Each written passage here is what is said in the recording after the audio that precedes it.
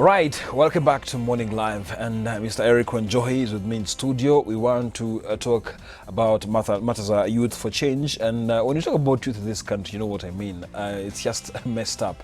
Some of us are going through a difficult time, and Youth for Change is an organization that actually just empowers the youth. And but Eric Wanjohi, good morning. Good morning. Yeah, there's so many youth organizations in the country. Yes. Some are registered, some not registered, some are operating from maybe the meager resources they have. But now for you guys, Youth for Change, what do you specifically do? Okay, first of all, Youth for Change is not an organization. Okay. It's a project that we're running under the International Strategy Center. All right, all right. And what we do, we try to empower as many youth as possible by identifying their skills, their talents, their experience, their education background, and try and match them out to the opportunities that we can be able to obtain for them in the industry. For instance, we'll get people who come in and tell us that they have education background, they have a degree in banking, for instance. But then since they're post-high school or post-university education, they haven't gotten employment as yet. But this is somebody who can be able to play a piano, for instance. So what do? We come in and say, okay, in as much as we're going to try and source for opportunities in the banking sector or in the finance sector, we also have some opportunities that you can be able to capitalize on through your talents. You can come in, form a band with other people who can play other different instruments, and we get to give you guys gigs that you can be able to play. To get something also. Exactly. So at the end of the day, you keep them busy, they earn a living, and then they also tend to harness their talents and skills.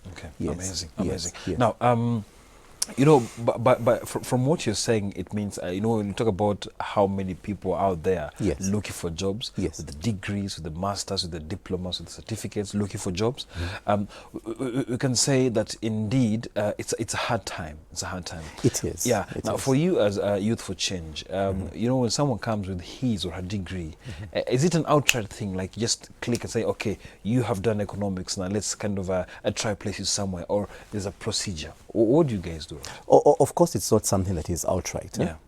Simply because we do not employ. We are not the ones who employ. You source. But we source. We have networks, we have friends, we have professional colleagues that are placed in different in the industries and sectors. And we try to reach out to them. To say, for instance, if we have a database of people who have done a degree in mining, for instance. What do I know about mining? Nothing. However, I do know some people who are in the mining industry. So I approach them and tell them that we have a database of people who have a degree in this kind of a sector. Are you able to take them in either on an internship basis, full-time employment, part-time employment, or even look for volunteer opportunities? Nick, I tell you that there's some people who actually come to us and on a personal level especially, and they tell us that ever since I finished high school, ever since I finished university or college, I haven't had anything to do. Are you able to get me anything that I can be able to do? Don't even pay me, but anything that can get me out of the house. Go somewhere, do some work, be productive, and then come back to the house later on to rest. So that is that's a gap that you're trying to fill. And as you know, if you're a Christian such as I am, the Bible tells us that an empty mind is the devil's workshop. So what happens to these people when they do not have anything to do? They start getting into some social ills, their morals decay, they become susceptible to politicians, to being used to stir up different kinds of moral issues that we'd have. So to avoid all that, what we try to do is to tell them, come and register with us. Of course, the registration, there's a small fee that we charge for registration, that is about 500 shillings. And the 500 shillings is purely for administrative purposes. I tell you what, part of what we do go to the academia and try to negotiate for scholarship opportunities. We do go to organizations to try and see whether they can be able to sponsor a student or two in terms of scholarship opportunities. how do we source that? I mean, how do we fund that? Yeah. So through that administrative fee that we we charge, we are able now to say, okay, in this particular region, why don't we identify people who can go out there and seek out opportunities for us, and at least we give them some fuel. We may not pay them a salary, but we give them something that can be able to help them out in terms of the logistics. That's why we charge that administrative fee. However, the opportunities that are there are the ones that we try to tap into. The only problem is we cannot go out there to source for opportunities if we have not identified the youth gaps or the skills or the interests that they desire. Once we identify is when we go out to that specific industry or that specific sector and look out for something for them. For instance, we have the Kigali Fashion Week that is coming up in July. We've negotiated with the organizers and they've given us an opportunity to take some models there. Nice. So the Kigali Fashion Week starts on 6th of July, but the casting starts on 1st. So we negotiated and we agreed that we'll take some models there for casting. At the background, we also went and tried to source for some funds to be able to pay for their air tickets, to be able to pay for their accommodation and everything. From who are these people? For instance, we have a politician that I talked to yesterday. I had an opportunity to meet him because in my area of speciality, I get to talk to everybody that can be able to add value. I spoke to Honorable Musalia Mudavadi. And he told me that for that particular activity, he's willing to cater for some of the expenses and to support so that we can try and give as much exposure to our youth as possible out there in the international community. All right.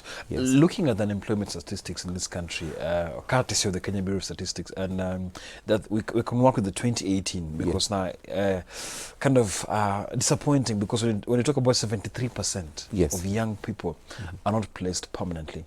But looking at what you're doing, it's basically trying to source for opportunities. Now, when someone registers, comes in with the mindset of getting a job, how do you change this mindset? Because at the end of the day, you want to source an opportunity for this person.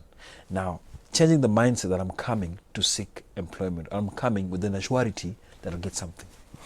What has happened is that our youth, especially in this particular time and age, are not really focused on what they want to achieve. And that's why some youth projects and some youth programs are not actually succeeding. Because we tend to pump down whatever we want on them. We don't give them an opportunity to do what they want to do. True that. For instance, if I was to ask you, what did you study in post-high school?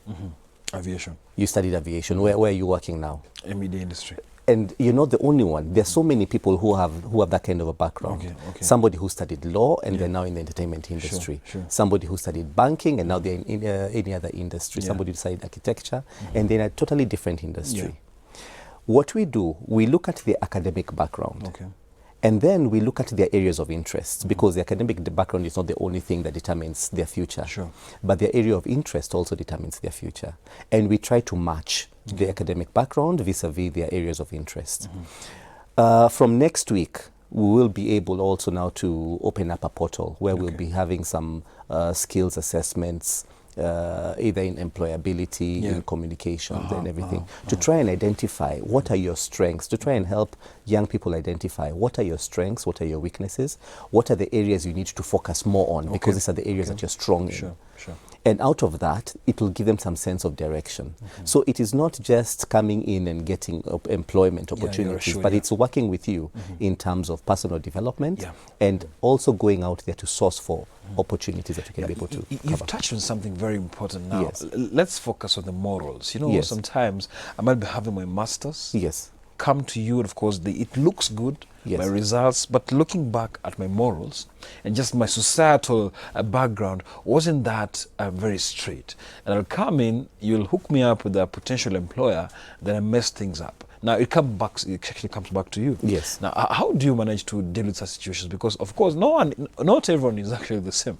So, you get someone somewhere, and then it comes back to you at, hey, ulitupea nani hujama? How do you deal with such things? It's something that you cannot be able to avoid, simply because the people that you try to get out there to seek opportunities for them are not many people that you've interacted with on a personal level. Yeah. And as a matter of fact, even if you've interacted with them on a personal level, you have no guarantee of what they're going to do when they're there. Yeah. I used to teach as well in some of these universities, and I can tell you that even some of the people that I taught, I could not guarantee that when they go out there, there will be people who perform well. You get, even if they are A students. So it is a gamble that we take. But what is the other option that we have? We leave them alone and not try to groom them. I better take them in, try and place them somewhere, even if it's on a volunteer kind of opportunity, whereby they will be able to contribute meaningfully to the society. And when they're contributing to the society, they're able to be groomed and mentored through that contribution. That's true. You see, when you're placed in an organization, whether you have good morals or not, there are certain rules and regulations that you must abide by. It may not be easy when you come in, but gradually you're going to learn that when you're placed in such a position, there are things that are expected of you, and there is a way that you're expected to conduct yourself. It's true that you cannot be able to come out of. So in that process, you actually get to be groomed, and you get to be enlightened more on how to carry about yourself. And don't forget something, Nick. There are some people who are employable. And there are some people who are better off in business. Not everybody can actually fit in the system. And that is the place that we go wrong as a country. For instance, when you to look at most of these funds. Maybe before you just proceed, we take a short break. All right. And I'll allow you to continue the conversation because it's very important. Now, as you mentioned, Eric, that not everyone can fit in the same niche because you have your special forte where you think you're strong. So don't always struggle to fit in where you know there's something else that can actually propel you to success in your life. We're taking a short break. When we come back, Mr. Eric Wanjohi will now be telling us more about now fitting in and also appreciating the fact that you've been helped. You know, some people, you can help them and they vanish. All that coming to you after a short break.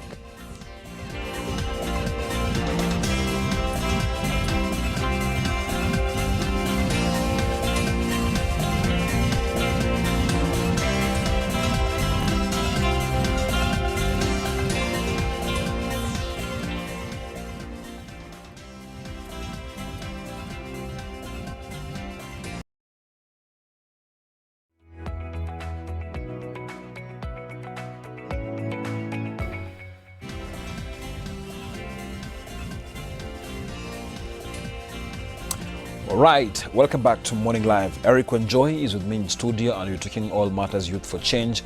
And before we took a break, we're talking about being thankful. You know, these guys will source for you an opportunity and then you vanish. But still, it's part of the human nature. And as much as you're talking about placement and everything, you know, when he mentioned a registration 500 bob, I can see even some guys texting, where can we find them? It's indeed crazy because now you just mentioned that, and I'm getting text, how can they reach you guys? Of course, you'll tell them how you'll be reached, but still, let's continue this conversation. Placement, morals, and also the fact that patience. You know, we young people, we kind of so much in a rush. We want quick fix, so much in a rush. And the angle of counseling and talking to someone, telling them, hey, pole, like this thing won't happen, like immediately, please be patient.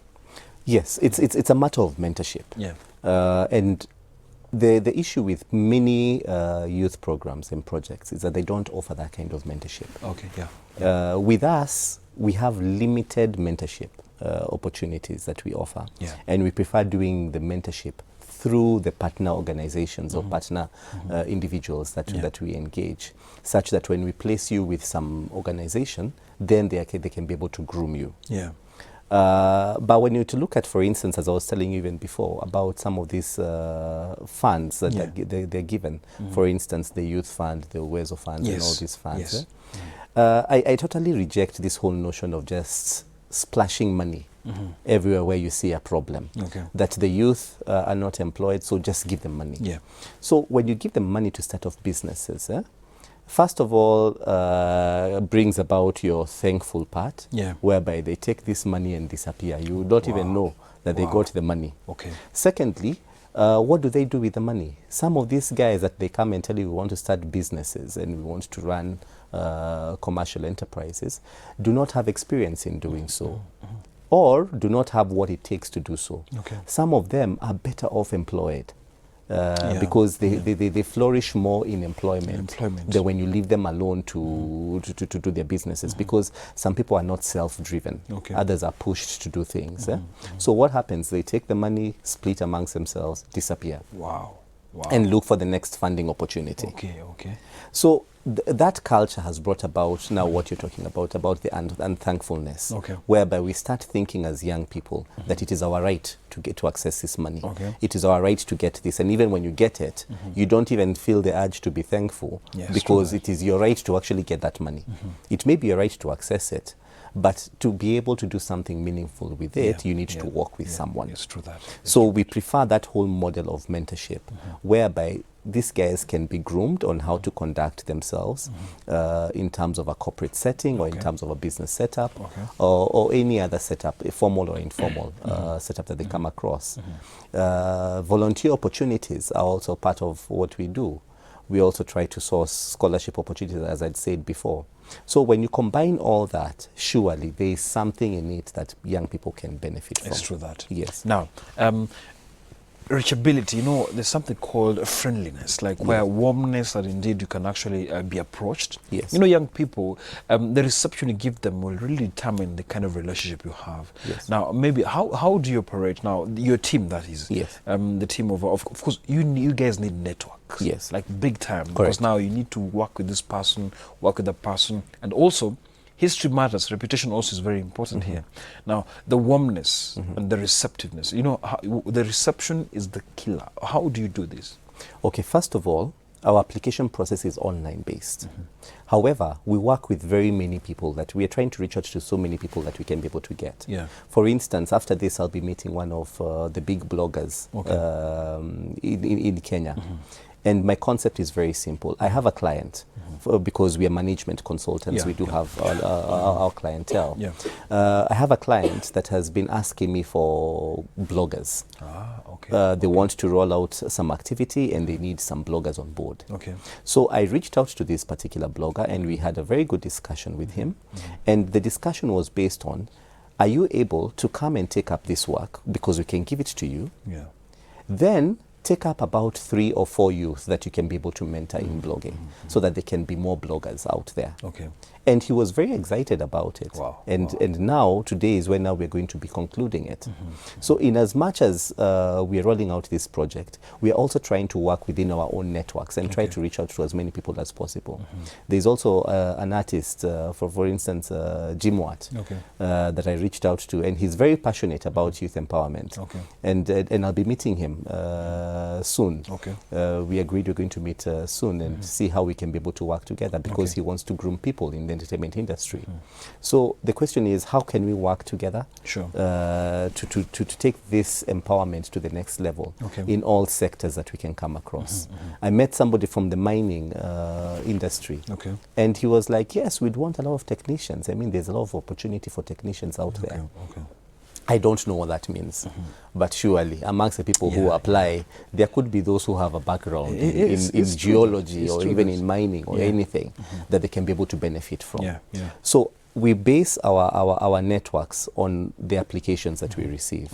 Once we receive the applications, we are able to identify organizations and individuals that we can partner with to take up this young people. Yes. Now, looking at even for the sake of a young man or a young lady watching right now, there's something called packaging yourself before now going and presenting yourself or your case to a potential employer. Now, without even going through you guys, there's always a problem of laxity, whereby, for example, give an example, someone is asking for example, an internship, sends you his or her CV via WhatsApp. Yes. You know what I mean? Yes. Those I know, generational gaps whereby we need to advise guys, please do a cover letter. Yes. Please do some decent CV, send via mail, and kind of just address it to the specific person. You want to address it. Is it the HR? Is it whoever the manager? You see, right now, people have the audacity to give you the CV on WhatsApp. Like, goodness. Someone was telling me that he received a CV on WhatsApp, and he called this guy, actually gave him a job, tried him on the job, he failed. Yes. Now, there's some laxity also in just trying to look for these opportunities. Correct. Aside from what you do. Yes. Yeah. We also encounter such people. For instance, I had a tender that was tendering another time. Yeah. And we wanted to partner with some individuals, and I asked them to give me their CVs. This guy gives me half a page of a CV. Wow. As in, it's just like a short bio that he has typed out. Now, looking at this gap, Yes. you know, there's something wrong. As Yes. much as we're crying foul of unemployment, Yeah. packaging ourselves to these potential employers, like Yes. the courtesy to even Correct. now just try and convince this person. Correct. Zero. Yeah. And it all comes down to grooming. Because, for instance, this individual, I gave me half a page of his CV. Yeah. I called him immediately, and we had a conversation about it. But some minutes later, he gave me now the comprehensive CV. I think it's just a matter of talking to people and guiding them through what they need to do in order to now be successful. Yeah. I'll give another example. I have somebody who approached me and tells me, can you give me 5 people? 5 young people. Wow, okay. And I was like, to do what? To do these internet connectivities. Okay. But the people that you give me, I do not want any degree person. I just want diploma people. Yeah. And I sought to know why. And the gentleman tells me, most of these degree people that we've come across, they don't know what they're doing. We better take a diploma person who is good in technical work that will go and actually do the work that we want the person to do. But we do not want degree people who will come and tell us that we have the paper, but then when you give them an opportunity to do something, they can't perform. Okay. So it all comes down to grooming. Yeah. Because even these degree holders can be groomed to be told that that is just a paper that you have. Yeah. A paper that has opened up the door for you. Yeah. Now it's for you to open up your opportunities for Yes, yourself true that. by performing well in that particular position. Now, look at our parents also. Yes. You know, they'll push us Yes. to go study for maybe something they prefer. Yes. And for example, I'll take it, maybe you push to do some degree somewhere. Yes. And you see, at the end of the day, the mentality of hustling is actually empty. Yes. You don't have any hustling tactic. Yes. You know, people think it's leaving the house, go knocking into these offices. But there's a smart approach to employers. Yes. That's courtesy. Yes. Or seek for appointment. Some people come, just ambush, bulldoze themselves, Yes. and ask, can I see this person? Yes. You see, grooming, what you're talking about. Yes. Now, should youths also be just taken through this process? Because I feel like there's so much that needs to be done. It's very important for them to be groomed. Yeah? And I'll say from the hustling perspective, first of all, I don't believe in the terminology hustling. Yeah, okay. And this is my personal belief. Because when you're to look at the dictionary definition of the word hustler hustling, is- there's yeah, nothing, it's there's nothing true. attractive about it. Yeah, sure. So I wouldn't want to call it hustling. I'd like to call it positioning. Okay. How do you position yourself? Our parents used to call it tamaking. Our parents used to call it tamaking. The whole concept is you want to get something done or you want to achieve a particular goal. How best can you achieve it? For instance, if you want to go and get a job in an office and you appear in sandals and shorts, what's the possibility of you getting that particular job? Zero, by the way. However, if you come in a suit, your first impression opens up your first door. Because you're received very well. If you come in a very short dress, a very mini dress or a mini skirt, as you may call it, and you want to go and get a job somewhere, the possibility of getting into the corporate world is not that easy in that kind of a dress code. And in many corporate setups, they do have a formal or informal dress code. That because this is a work environment, we shouldn't go beyond this limit in terms of our dress code, so as to make the work environment more productive for everyone. So that particular kind of grooming system is very important. There are people I know who are doing it.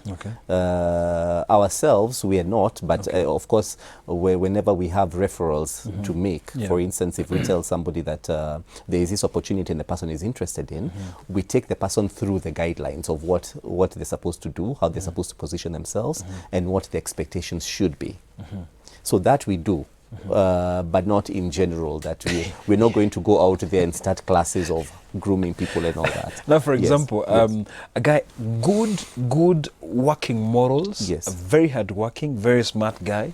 I'll use the guys, I won't actually use the ladies, but jamaa haogi. Yes. Yama, like the guy's unkempt, Yes. but he's a good performer. Yes. Look at this situation. Yeah. Sometimes Yeah. it kind of boils down, and we call them, this guy is so smart. Yes. He's shaggy, Yes. but does so many things. Yes. This guy is a geek. Yeah. You see, you know what I mean? Yes. They kind of sugarcoat that unkemptness. Yes. What do you think about this? Because at the same time, you smell of that sweat. Yes. But you need to impress. Yeah. Like you want to help, but you smell of that sweat. But you're Yes. doing a marvelous job. You can be a package. Maybe you can tell us more I about don't that. think you should be so judgmental Yeah. about it Okay. because the backgrounds are different. The people who actually walk about 10, 15 kilometers to work every Okay. morning Okay. and walk back to the house, and they'll Okay. never tell you that they walk Okay. because they desperately need this job. Okay. So you can't be so judgmental. Okay. But at a personal level, you can be able to approach them. Okay. First of all, identify Yeah. what it is that makes them do what they do or be in the position that they are in. Secondly, try and work it through. Try and work them through and tell them that this and this cannot be able to work for you Yeah. if you want to get to the next level. However, if you can do A, B, C, D, then you can be able to get to the next level. It's true. I've learned because I've come across different people from different societies. Yeah. You get, for instance, a student intern. Like now I had one the other day. And he comes and you give him money. You pay him for that particular day. I was doing some video productions. Finished. He did some very good job. I paid him. The following day he comes by and you look at him and you wonder, is there anything wrong? Yeah. Then is when he confessed, I walked all the way from town To? to Lavington, for instance. Wow. Okay. You get? Okay. And you wonder why. I thought I gave you some money yesterday. Yeah. And today we are embarking on a new project. He says, no, the money that you gave me, I actually went to pay school fees because my parents can't afford that fees. Okay. So because I don't want to be out of school, what you gave me is when I just took it straight to school. Okay. It's true To pay school fees. So when you put yourself in that situation, you do understand that they are not there because they want to be there. Yeah, it's They're true. not in that particular situation because they want to be in that situation.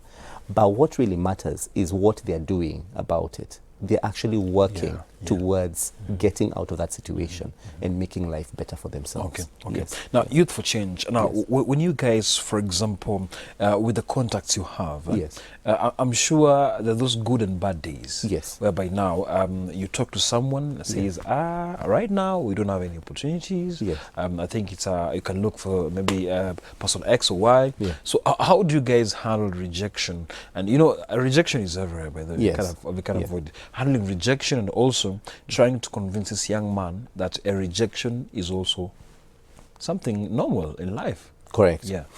It's a part of life. And first of all, it's good to understand that Youth for Change is something that started off this month. Okay. It's a project that we started off this month. It's not like we've been there for years. Okay. But behind the scenes, we had been doing a lot as an organization until we decided to start a project so that we can be able now to conduct affairs through that particular project. But what we actually do is that we give assurances that when you come in, we are not saying that you must get a job, but you will get an opportunity for something. Okay. It may not be your ideal kind of a job, but you'll either get something temporary, something voluntary, something to volunteer in, or something just to keep you busy. Sure. For instance, we take these girls to Kigali for Kigali Fashion Week. It's not a guarantee that they're all going to pass the casting. They also have to put an effort. Okay. And in case they don't pass, in case all of them don't pass, of course not all of them are going to fail. In case all of them don't pass, then what happens? There's also other activities that they can be able to do. So we want to make sure that the people that we take, for instance, to Kigali have multiple kind of abilities. That they're not just models, but they're models who can be photographers, videographers or something that can add value in their presence there. Now finally, how can this young person reach you guys?